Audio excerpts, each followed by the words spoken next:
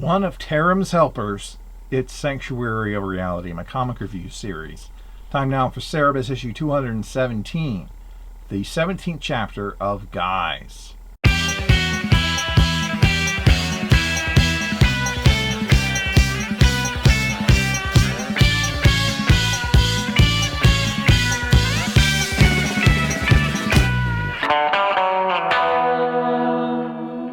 After spending the night together, Cerebus and Joanne part ways, with Joanne slowly falling for him.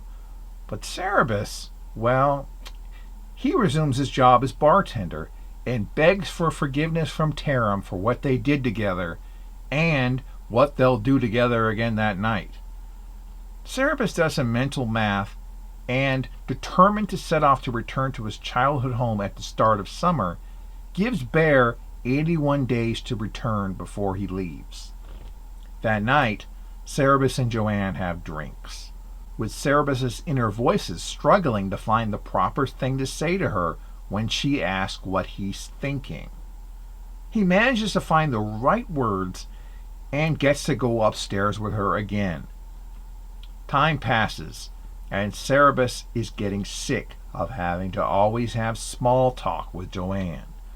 He laments the monotony of his existence with Joanne, but when she doesn't show up at her usual time, his inner voices argue about whether she's dead or sleeping with somebody else.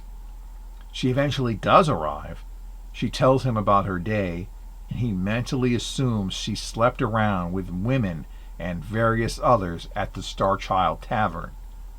He lies about his true thoughts, and they end up in bed together. They even get drunk, with Cerebus discussing his relationship with Taram, how Taram forgives everything he's done that's bad just because he asks him to. While drunk, Joanne asks him if he's going to break her heart. How will he respond to this tenuous question without thinking about it beforehand? There's a very interesting moment in this issue where it's revealed that Jaka and Cerebus never lived next door to Joanne and her ex Fred.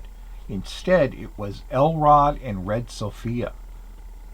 I asked Dave Sim about this years ago in a phone call, and he explained that the fictional Dave, his proxy in the universe as the creator of the book, when he created Joanne and Fred to teach Cerebus a lesson, basically they became real characters in this fictional world.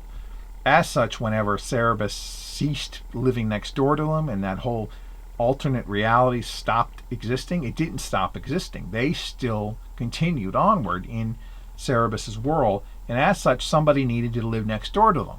Somebody had to fill in that gap, and as a result, Elrod, who had been previously erased, basically, was sucked back into existence. Red Sophia ended up as his wife, and there you go. They filled in the role. It's such a fascinating moment, and will be the last time we hear about Elrod and Red Sophia, at least until the very end. This is another great issue. The thespian exchange in Cerebus's mind was just a laugh-out-loud, hilarious moment for me. The dissection of the finer points of courtship between men and women especially rings true to me. Definitely the whole "what are you thinking" aspect. Nothing's more of a minefield than that question, answering it, that is. Or asking it, really. Next time, date night with Marty and Beulah.